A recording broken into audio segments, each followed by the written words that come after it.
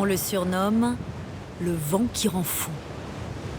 Son souffle sec et froid venu du nord-ouest balaie la Provence plus de 100 jours par an. Le Mistral déchaîne les éléments. Les Provençaux doivent composer avec ces sautes d'humeur, mais ce vent caractériel participe au charme fantasque de la région. Extrême, craint et respecté, il signe l'architecture, les paysages et les couleurs inimitables de la Provence.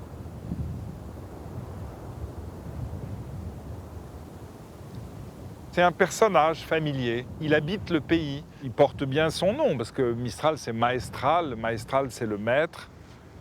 C'est lui qui commande. Nous, on se glisse dans les interstices, dans ce qu'il nous laisse, dans ce qu'il nous donne, quoi, en bien ou en mal, selon les moments. Le Mistral traverse toute la vallée du Rhône pour terminer sa course sur les flots méditerranéens.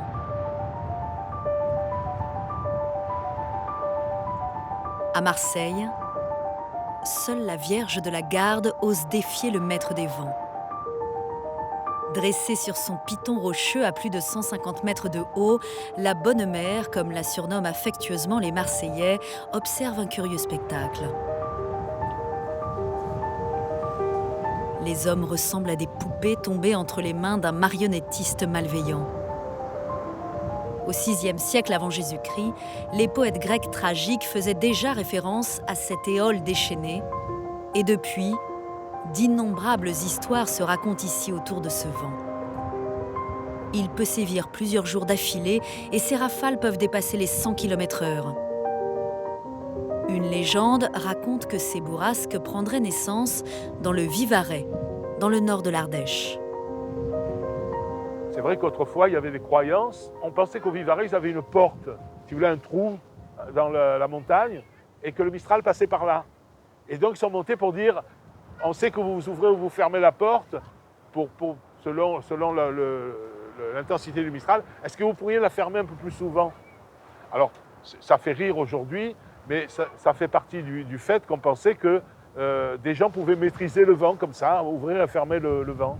Le Mistral peut vous faire encorner par les taureaux. Le Mistral qui engrosse les filles, ça c'est bon comme excuse, hein. Mais on le dit. Tout ce qu'on dit, c'est basé quand même sur le fait que le Mistral, c'est d'abord un vent très dangereux. Et d'ailleurs, si on est ici, c'est bien pour une bonne raison, hein. C'est parce qu'une des invocations les plus fortes des pêcheurs et des marins, c'est pitié par le Mistral, hein. Voilà. Une pitié que les navigateurs implorent auprès de la Bonne Mère. Érigée au XIIIe siècle, la chapelle votive s'est muée au fil des siècles en une basilique, chef-d'œuvre d'inspiration byzantine, devenue l'icône de Marseille. En échange de leur sauvetage, les hommes en perdition sur les flots promettent à la Vierge un ex-voto. Elle recueille la ferveur immense des Marseillais. Elle est adorée, adulée, couverte de photos, de fleurs, de remerciements. C'est la Bonne Mère, il n'y a pas de concurrence. C'est elle, la championne eucharistique de Marseille. À la Bonne Mère, cette pratique encore très courante remonterait au XIVe siècle. Jean-Pierre Casselli a lui-même découvert que son aïeul avait fait don d'une toile après avoir survécu au naufrage de son navire. Mais on peut vraiment sans se tromper dire que beaucoup d'entre eux qui sont ici sont dus au Mistral. Physiquement, il est représenté. On voit la voile affaissée, le bateau qui a chaviré, on voit les vagues énormes. Donc le Mistral est présent physiquement, graphiquement, hein, dans la basilique. Si en mer, les hommes implorent la Bonne Mère, à terre, ils déploient des trésors d'inventivité pour contrer les frasques du Mistral. En remontant son souffle à contre-courant jusque dans le Vaucluse, le village de Gordes, classé parmi les plus beaux de France, prouve la créativité des hommes dans leur combat face au maître des vents.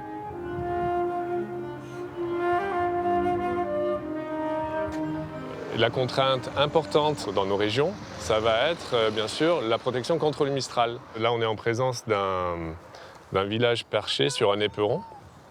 Et donc, ça veut dire qu'on a un village qui vient en cascade Il part du sommet où souvent le château s'installait et les habitations qui venaient en périphérie. Et on sait que ce village-là, le premier château, va dater à peu près du Xe siècle. Accrochée à 340 mètres d'altitude, la cité médiévale déploie un réseau de voies pavées grimpant jusqu'au sommet, d'autant gordes d'un charme singulier. Selon la météo, selon les conditions climatiques, le soleil, le mistral, le vent, on peut choisir de passer dans telle ou telle ruelle qui va être plus ou moins abritée. Celle-ci va être vraiment dans une bonne configuration pour se protéger du mistral en cas de fort vent. Et on va emprunter celle-ci. On ne va pas prendre celle qui est dans l'axe du mistral et qui décoiffe, quoi. Au cœur du village, l'église Saint-Firmin au XVIIIe siècle est coiffée d'un campanile. Veilleur infatigable du village provençal, cet ouvrage en fer forgé se soumet lui aussi aux contraintes imposées par le mistral.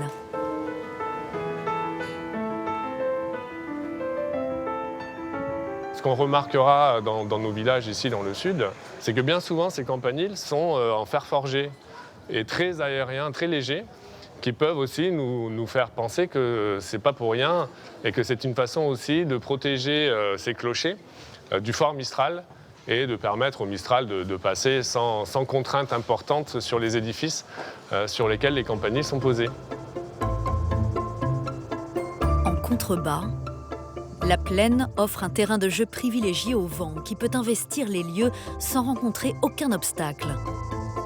Afin de cohabiter avec le mistral, les habitants des Masses, ces anciennes fermes provençales, ont bâti leur demeure selon des critères bien précis. Typiquement, les constructions ici sont largement ouvertes au sud pour permettre de chauffer, d'avoir la lumière dans les pièces.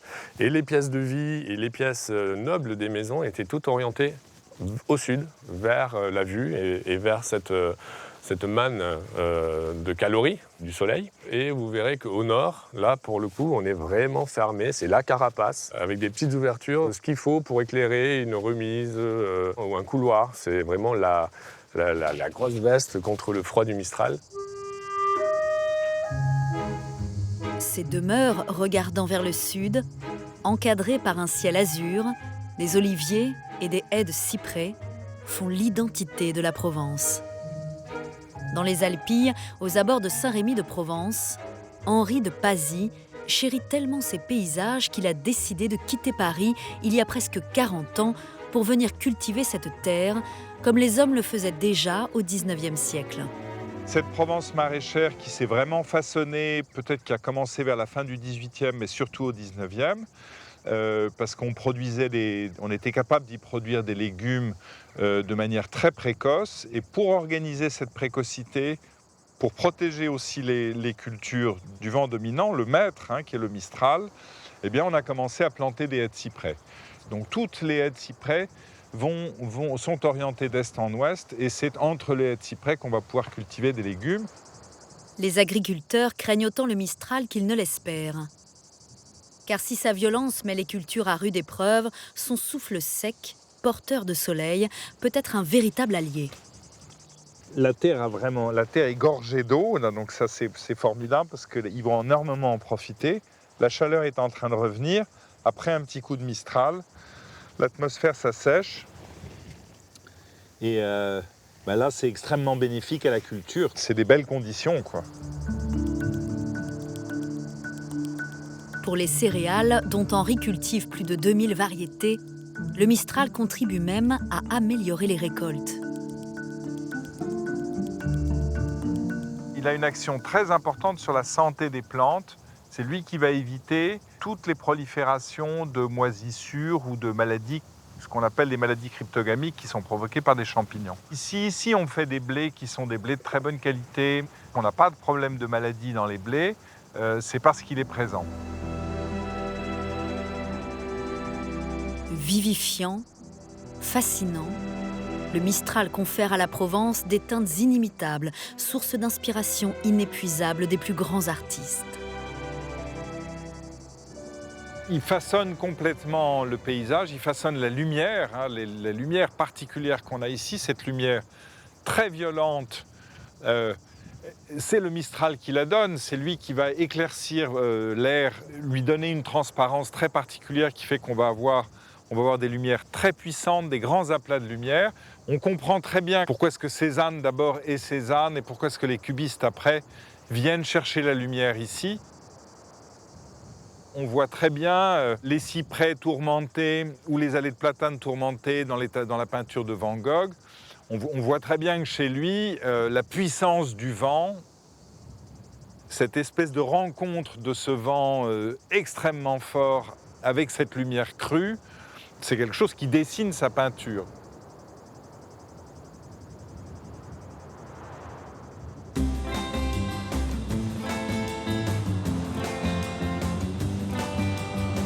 Le Mistral n'inspire pas seulement les peintres. À Marseille, les passionnés de glisse en ont fait leur partenaire de jeu.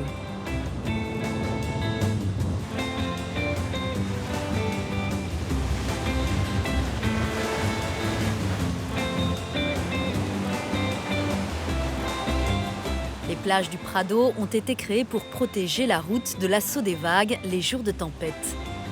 Elles sont devenues le point de rencontre des planchistes et des kitesurfers de toute la ville. Marseille possédait très peu de plages. Tout ce terrain-là a été pris sur la mer. En fait, lorsqu'ils ont construit le métro à Marseille, en fait, c'est tous les remblais. Ils ont été créés de toutes pièces dans les années 70, et ce qui permet d'avoir un terrain de jeu d'autant plus beau et d'autant plus fantastique.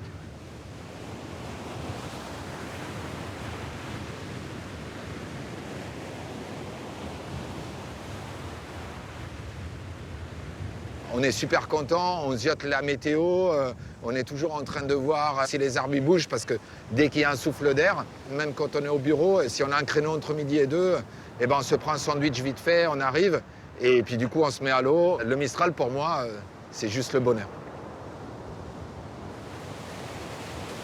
Dans leur lutte contre cet adversaire invisible, les hommes ont adapté leur mode de vie, d'agriculture et d'architecture, mais le maître des vents continue à régner sur la Provence sans jamais s'essouffler.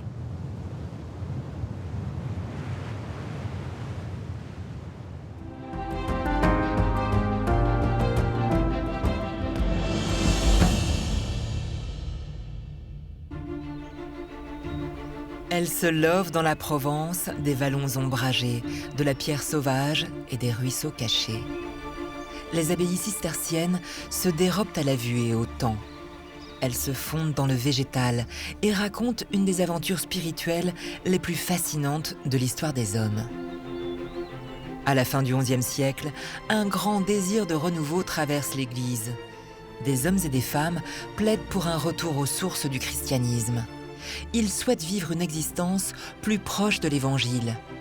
Ils fondent alors un nouvel ordre monastique, celui des cisterciens, qui tire son nom de l'abbaye de Cîteaux, la maison mère en Bourgogne. Cet élan religieux se répand comme une traînée de poudre dans toute l'Europe. Les moines et moniales cisterciens retranscrivent leur spiritualité nouvelle dans l'architecture de leurs abbayes, élémentaire, sobre et dépouillée. Joyaux de l'art roman, ces édifices, dont un est encore occupé par une communauté religieuse, racontent une révolution de bâtisseurs et une aventure humaine inédite. Mais cette utopie religieuse résistera mal aux contingences matérielles. La Provence est l'un des territoires où les cisterciens vont rayonner. Elle abrite 3 exemples remarquables de leur architecture minimaliste. Ces chefs-d'œuvre se visitent et font coïncider dans la pierre des principes de vie et des lois de la physique. De l'abbaye du Toronnais, la plus ancienne, à celle de Silvacane, en passant par Notre-Dame de Sénanque, les 3 sœurs provençales sont les traces d'une vaste odyssée culturelle et religieuse. La Provence est leur écrin.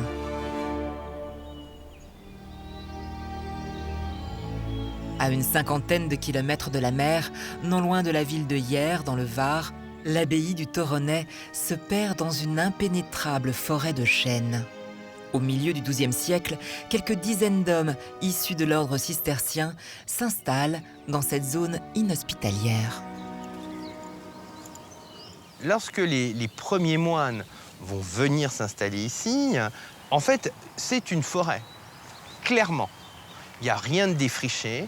Le premier travail qu'ils vont faire, c'est de défricher.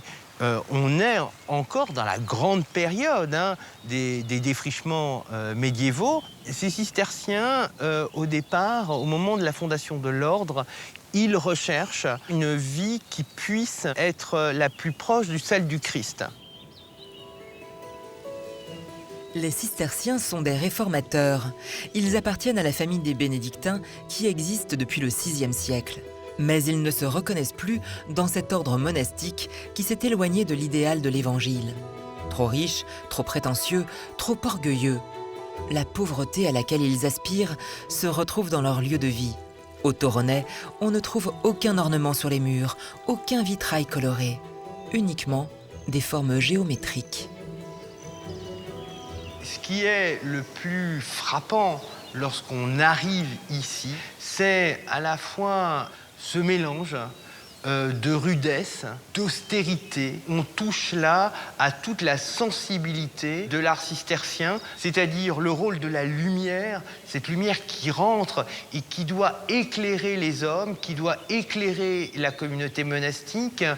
Cette absence de sculpture, de représentation figurative, puisqu'il faut que le moine, le cistercien, n'ait pas l'esprit détourné de la prière. Au cœur de la vie monastique, le cloître, puits de lumière divine et lieu de circulation des moines. L'art cistercien mêle dans ses volumes le fonctionnel et le sacré. Dans l'église abbatiale, un soin tout particulier est apporté à l'acoustique.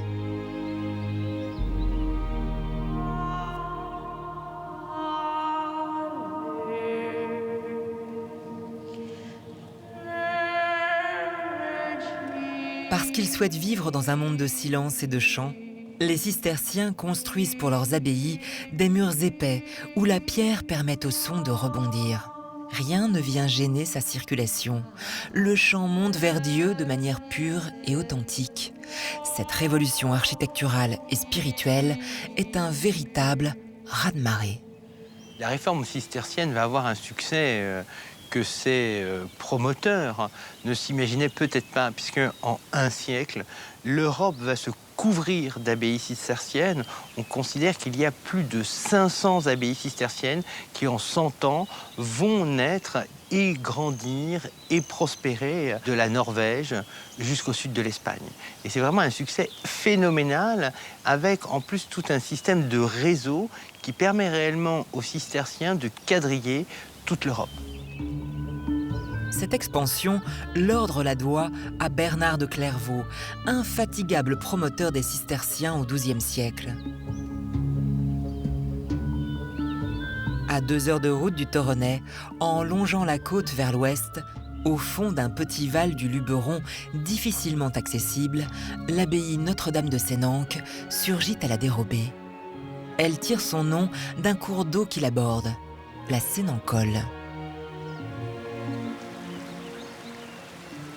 Eh bien, c'est un monastère, d'abord du XIIe siècle, qui est assez typique des monastères qui se sont faits à la période qu'on pourrait dire l'âge d'or. Nous avons la particularité à Sénanque de bien marquer le fait d'être proche d'un lieu où il y a une rivière. Les moines cisterciens étant des gens qui aimaient beaucoup l'eau, sans doute pour différentes raisons, symbole de la vie. Mais aussi parce que l'eau était une force, ça faisait tourner les moulins. Le choix de l'isolement est fondamental. Pour marquer leur différence avec les bénédictins dont ils sont issus, les cisterciens doivent s'extraire physiquement du monde des hommes. Les bénédictins vivaient à proximité pratiquement des villes ou des villages. La particularité des cisterciens, c'est d'avoir choisi des lieux qui étaient plus à l'écart des villes. Et choisiront donc des lieux, comme c'est ici encore le cas, donc dans une vallée boisée. Il n'y a pas de route à proximité. Et ici, la route date de 1930 seulement. La légende raconte que Bernard de Clairvaux aurait personnellement œuvré pour la construction de Sénanque en 1148. Ce mystique à l'aura unique est considéré depuis près de 1000 ans comme un saint par l'Église catholique. Saint Bernard était certainement un homme exceptionnel. C'était un homme qui avait beaucoup d'autorité dans l'Église, qui était en relation avec des personnalités, on pourrait dire, de l'époque, la haute noblesse, et même l'empereur ou le pape. C'était un homme justement qui avait une facilité de parole qui attirait les foules. Bernard de Clairvaux prêche une stricte application de la règle de Saint Benoît censée régir la vie monastique. Or, cette règle fonde la vie en communauté sur la prière, mais pas seulement. Quand les cisterciens ont fait une réforme, il y avait déjà le monachisme. Et les moines avaient donné davantage d'importance à la liturgie, donc à la prière, et beaucoup moins au travail manuel. Et ça, les fondateurs, ils ont dit, si on veut revenir à la règle, il faut considérer le travail manuel. Donc il y a la prière, les offices, la prière personnelle seule, en cellule, tout ça, et puis il y a le travail, Ainsi, derrière l'abbaye, côté sud, un potager de 400 mètres carrés est cultivé tous les jours pour nourrir les frères. Depuis près de 1000 ans, les moines vivent en silence entre les 7 offices religieux qui rythment chacune de leurs journées et le travail de la terre. À Sénanque, une seule statue au milieu du cloître rappelle à chacun d'eux que le démon peut se cacher dans le cœur de tous les hommes. Tout moine soit-il, la tentation n'est jamais loin. Et en effet, à mesure que le succès de l'ordre se confirme, ses richesses et son pouvoir augmentent. Les conflits inhérents vont l'entraîner vers sa perte. À 50 km de l'abbaye de Sénanque, en longeant la Durance en direction de l'est, les visiteurs découvrent Sylvacane, la 3e des sœurs cisterciennes de Provence, bâtie sur une ancienne zone marécageuse en 1175. C'est une petite abbaye, elle n'est pas très grande. Elle date de la fin du XIIe siècle, donc elle est dans un esprit roman, tardif, qui est assez caractéristique de l'art cistercien, avec une partie gothique, un petit peu plus tardive, mais toujours dans l'esprit cistercien. Elle est construite certainement un petit peu plus tardivement que les autres. Comme ses sœurs, Sylvacane prospère grâce aux produits de la terre et aux donations des seigneurs locaux qui se permettent quelques entorses architecturales à l'austérité originelle. Par rapport aux autres façades cisterciennes, elle est peut-être un peu plus ouverte vers l'extérieur que ce à quoi on s'attend. Et puis, elle a une particularité. Vous voyez tout en haut, au-dessus du dernier oculus, 3 petits impacts qui sont les traces de céramique qui étaient incrustées à l'intérieur de la façade, donc qui apportaient quelques points de lumière et de couleurs qui sont un peu étonnants. C'est un élément qu'on ne s'attendait pas du tout à retrouver sur une façade cistercienne. Au désir d'ostentation des puissants, soucieux d'accompagner un mouvement populaire, s'ajoutent les modes architecturales qui évoluent. Le gothique fait son apparition avec les voûtes sur croisées d'ogives ou les fenêtres trilobées. L'ordre est toujours le même, les cisterciens sont là jusqu'au XVe siècle, mais les manifestations architecturales du roman tardif que l'on considère aujourd'hui comme les caractéristiques du cistercien, elles ne se continuent pas à travers les siècles. Les cisterciens du XVIIe siècle ne construisent plus avec le vocabulaire architectural du XIIe siècle, ils construisent avec le XVIIe. Mais c'est la richesse de Sylvacane qui, paradoxalement, va l'affaiblir. À la fin du XIIIe siècle, les moines voisins de l'abbaye de Montmajour envahissent Sylvacane et prennent en otage ses habitants. Le conflit est probablement financier. Les jalousies sont nombreuses. L'ordre se précipite dans les travers qu'il dénonçait autrefois. La guerre et l'instabilité de la région font le reste. XIVe siècle, après la Grande Peste de 1348 et puis dans les soubresauts de toutes les guerres qui ont lieu un peu partout en Europe, effectivement la Provence n'est pas au cœur de ces guerres-là, mais elle est régulièrement traversée par des bandes de pillards ou des bandes armées qui sont un peu désœuvrées et qui mettent à sac régulièrement les zones les plus reculées. Donc l'abbaye a pu subir ça aussi. De nouveaux ordres vont alors incarner l'idéal de pauvreté et de justice. Les ordres dits mendiants, franciscains et dominicains. Les moines cisterciens sont affaiblis, mais ne disparaissent pas. Quelques communautés, dont celle de Sénanque, vivent toujours selon la règle de Saint Benoît et perpétuent un idéal invariable dans un patrimoine architectural unique au cœur d'une Provence ancestrale et reculée.